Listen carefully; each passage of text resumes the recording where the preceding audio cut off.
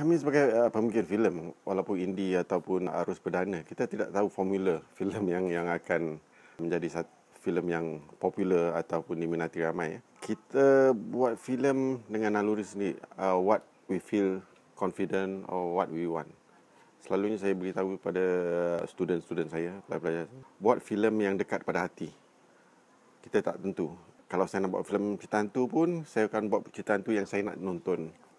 Kalau buat komedi yang saya nak nonton. Jadi saya haraplah peminat-peminat siri gaduh-gaduh yang saya buat berpuluh tahun dulu akan meminat.